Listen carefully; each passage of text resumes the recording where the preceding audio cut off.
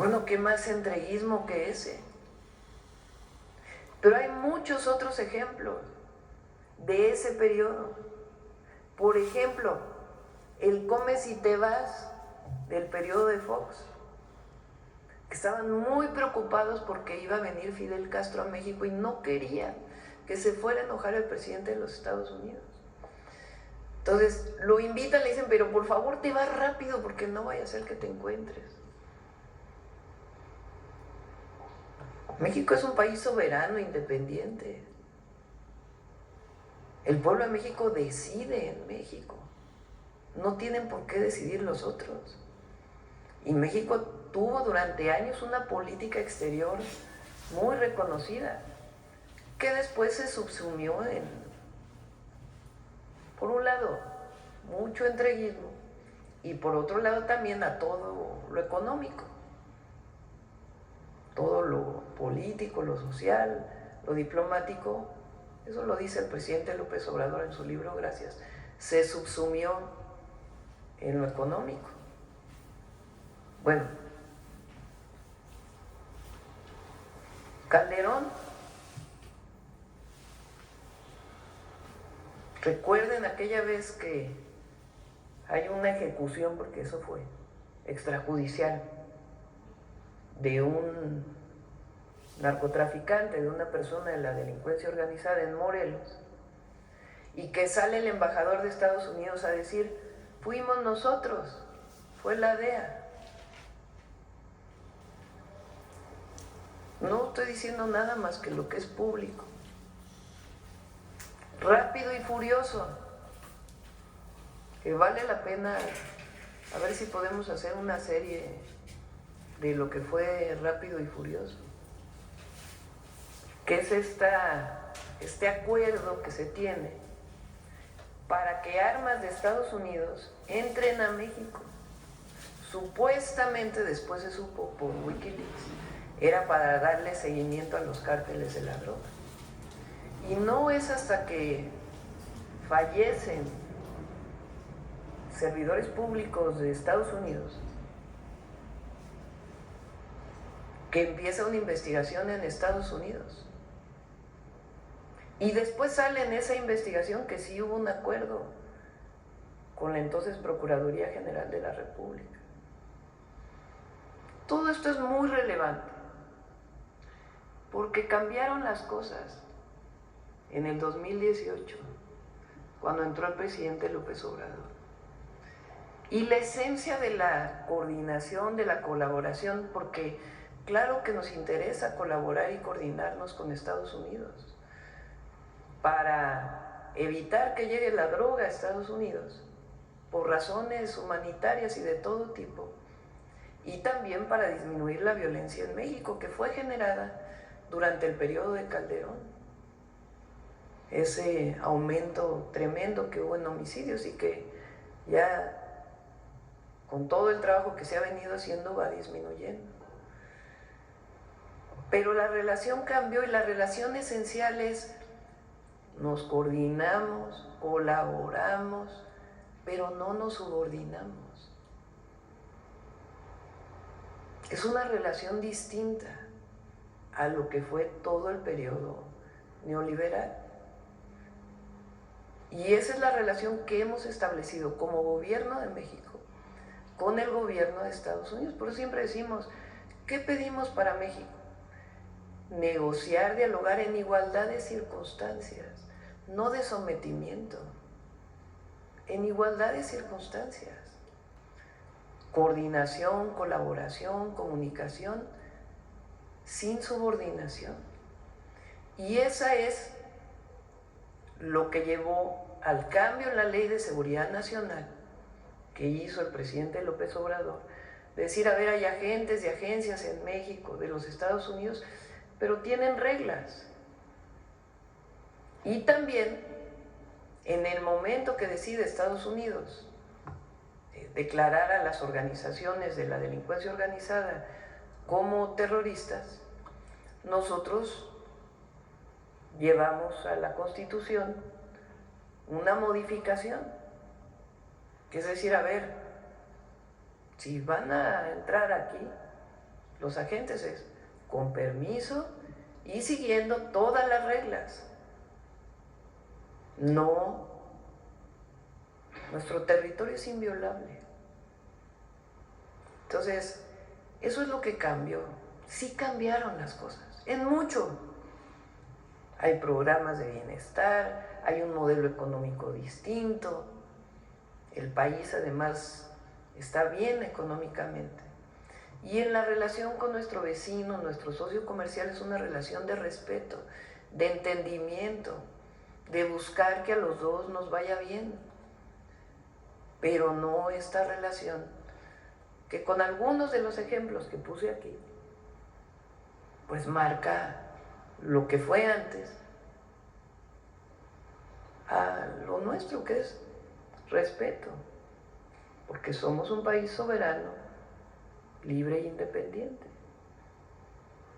Entonces, ese es el marco. Ahora, también hay que decir que, por ejemplo, ayer, lo digo por el PRIAN, o algunos comentócratas, ¿no?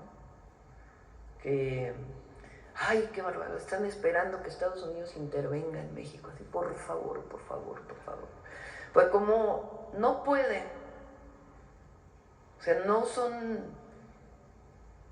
sus ideas, sus posiciones políticas, su historia, ya no engaña al pueblo de México, pues entonces están buscando que de otro lado venga a afectar al proyecto, y no va a ocurrir, porque nosotros tenemos muy claro lo que representamos, nuestros principios, nuestra historia, nuestras causas, nuestra patria.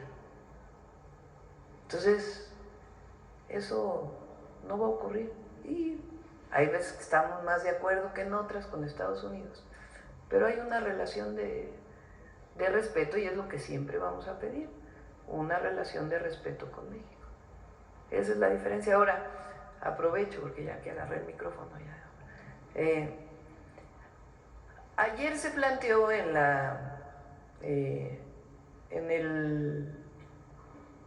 creo que es el Senado, en la comisión del Senado, la posibilidad de grabar las remesas con el 5%.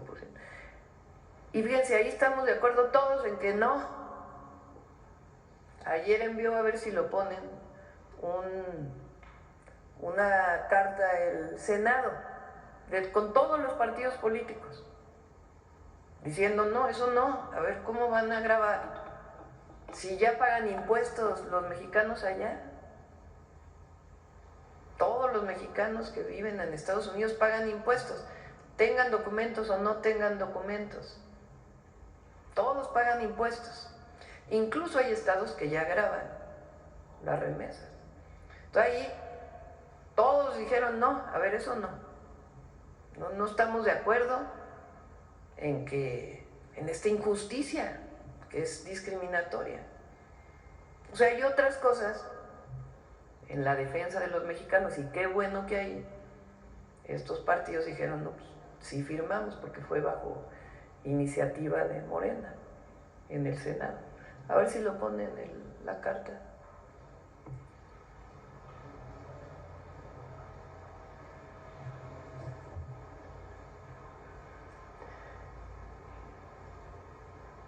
Dice, desde el Senado de la... A ver, pásame para que...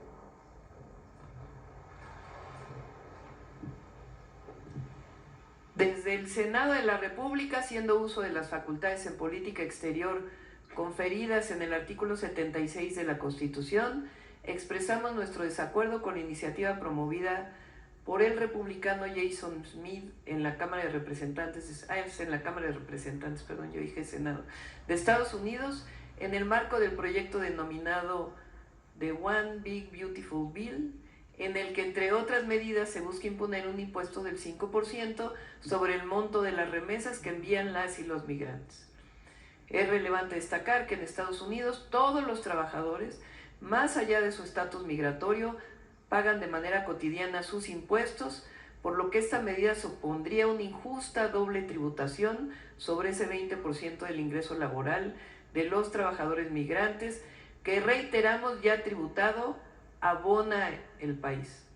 Estos impuestos además no se traducen en un gasto social para el grupo poblacional que los genera, en muchos casos imposibilitado por acceder a las políticas sociales. Así vamos al final. Hacemos un llamado a la mesura ante esta propuesta, ya que proyecciones técnicas realizadas demuestran que la imposición de un impuesto o arancel a las remesas solo desincentivaría el uso de las vías regulares y formales. Adelante.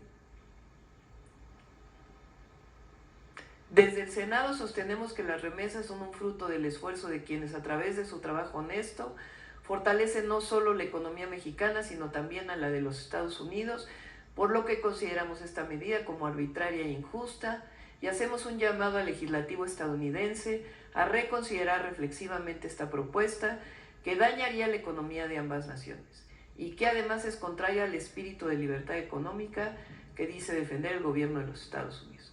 Desde nuestro punto de vista, las relaciones entre pueblos hermanos se fortalecen desde el diálogo y el entendimiento mutuo, tendiendo puentes y no levantando muros ni barreras económicas. Y firman todos los partidos políticos.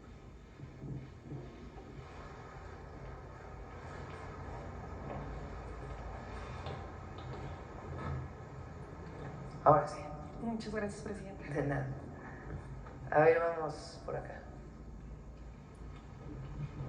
Muy buenos días, presidenta, y funcionarios y funcionarias que la acompañan.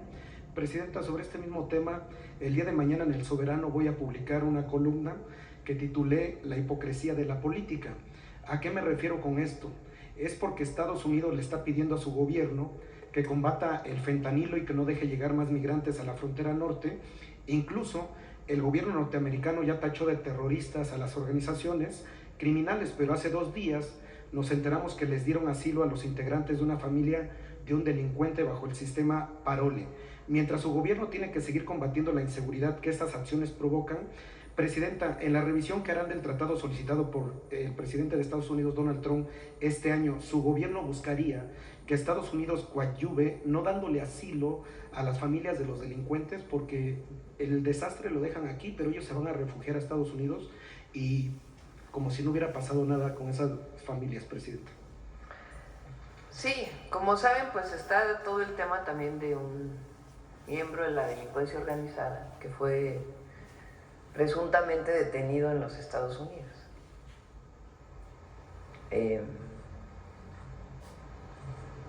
Y que en otra ocasión ya también hablamos de eso. Pero sí es cierto,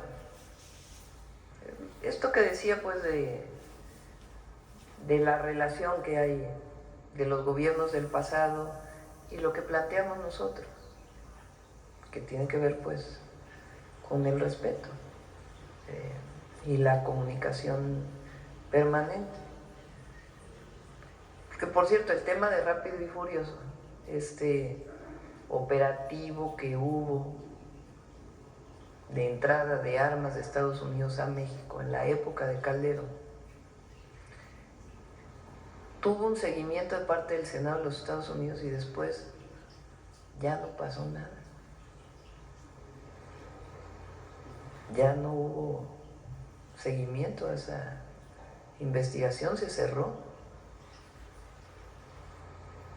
a pesar de que hubo muerte de mexicanos, muchísimas, producto de ese terrible irresponsabilidad, pero ya no se investigó.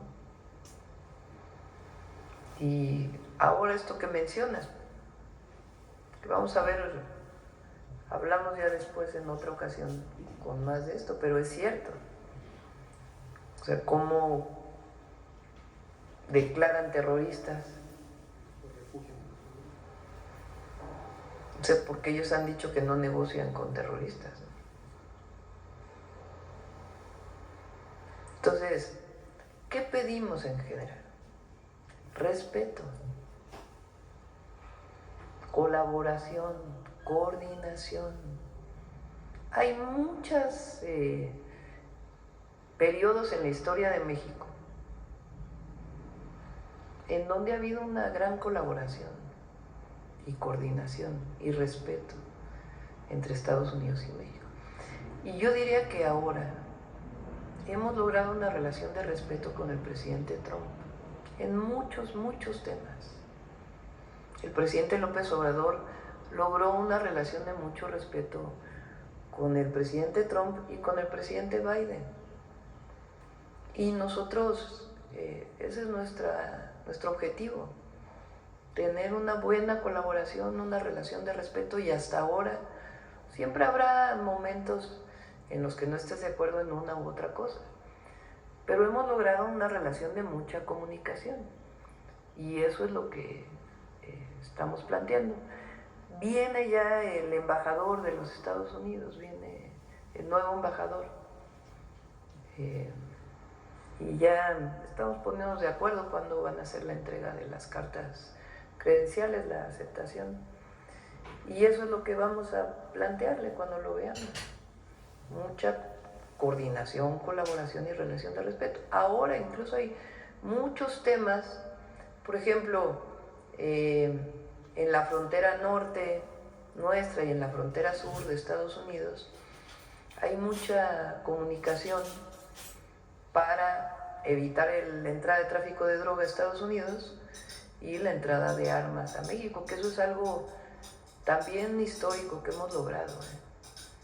Las declaraciones del presidente Trump de decir mano dura para la entrada de armas de Estados Unidos a México, y recientemente también el Congreso lo planteó, eso es algo muy bueno. ¿Cómo se ha logrado eso? Pues comunicando, coordinándonos. Entonces eso es lo que estamos planteando. Recuerden que en el caso de esta persona que va a declarar, fue enviado por México en una extradición. Entonces es la comunicación entre las instituciones lo que debe prevalecer siempre. Muchas gracias, Presidenta. Presidenta, la semana pasada en la Cámara de Senadores hubo una conferencia de prensa donde se dieron a conocer nuevas denuncias contra el exgobernador de Tamaulipas, Francisco Javier García Cabeza de Vaca. En esta se reveló una red de corrupción de jueces que lo protegen, como son Faustino Gutiérrez Pérez, Juan Fernando Alvarado López, Mauricio Fernández de la Mora y la magistrada Amalia Fernández Barquín. Presidenta, el exgobernador panista modificó la constitución local a unos días de concluir su mandato para asignarse 43 elementos de seguridad fuertemente armados, con al menos 10 camionetas entre pick-ups y blindadas, y estos juzgadores corruptos lo han amparado para que el gobierno actual, presidido por el doctor Américo Villarreal, no le quite este esquema de protección pagado con el dinero de los tamaulipecos, pues además de lo costoso los utiliza para cuidar sus propiedades y negocios en el estado, porque él vive prófugo en Estados Unidos. Presidenta, preguntarle, ¿es válido que un exgobernador prófugo goce de estos excesos que él mismo se auto-otorgó y que hoy el gobernador Américo Villarreal busca borrar de la Constitución local esos privilegios de unos cuantos y que por eso lo atacan? ¿No es mejor que los elementos regresen a resguardar a la población, Presidenta? Pues estoy de acuerdo, pero lo importante es la diferencia entre lo que había antes, privilegio, corrupción, y el cambio que inició con el presidente López Obrador y lo que representamos nosotros. Eso no se debe olvidar nunca. ¿De dónde venimos?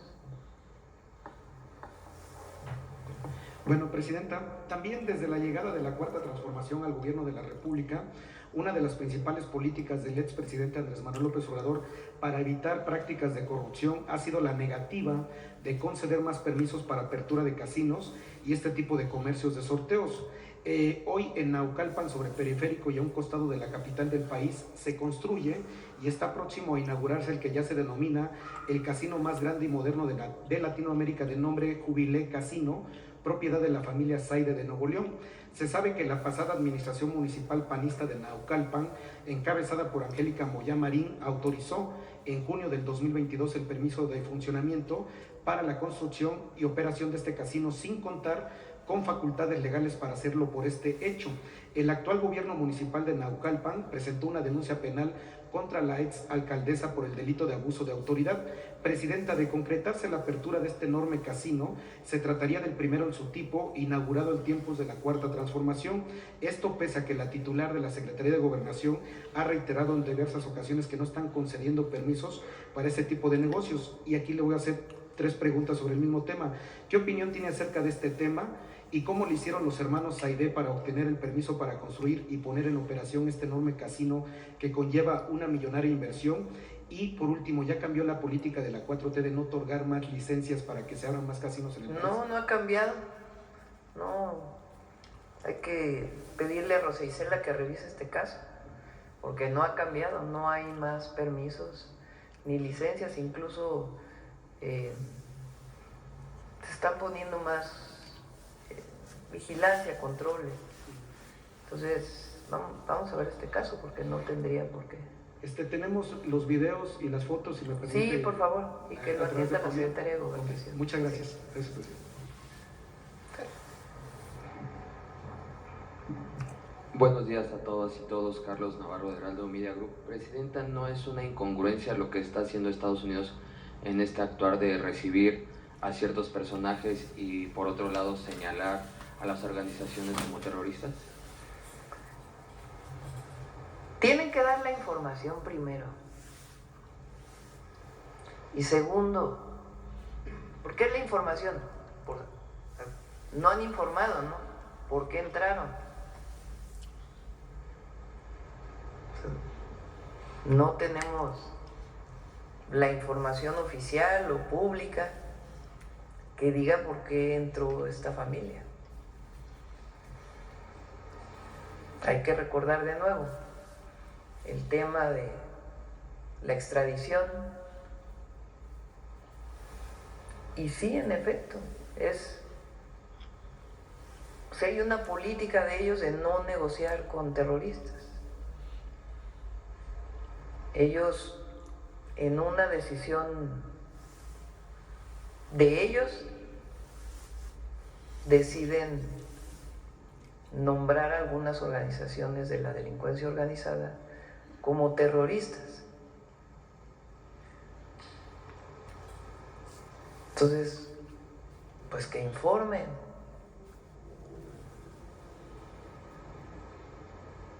Si hay un acuerdo, si no hay un acuerdo, tienen que informar. Y tienen que explicarle pues al pueblo de Estados Unidos también cómo es que si están llegando a un acuerdo, cómo es que lo hacen. Y a México, obviamente, ¿por qué razón?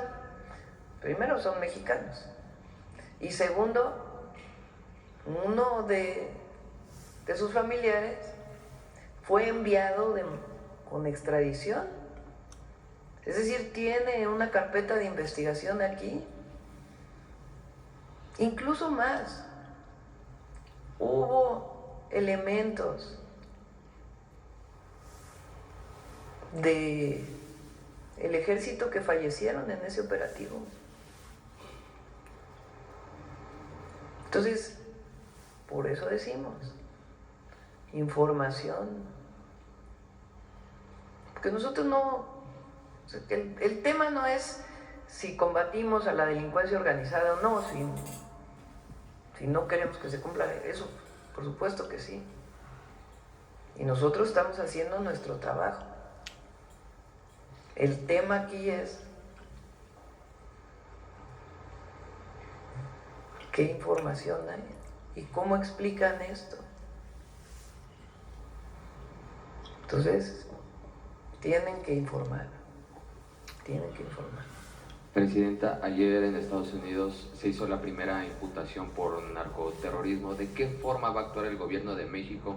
Señalan a 2 personas que están prófugas, van a ayudar a perseguirlos. ¿De qué forma van a estar colaborando el gobierno de México hasta ante esta primera imputación por narcoterrorismo? Bueno, uno de ellos fue enviado. Ya lo puede explicar más el secretario de Seguridad. O sea, nosotros trabajamos, las fuerzas de seguridad, el gobierno federal, la Secretaría de Seguridad, el Ejército, la Marina, la Guardia Nacional, tienen comunicación.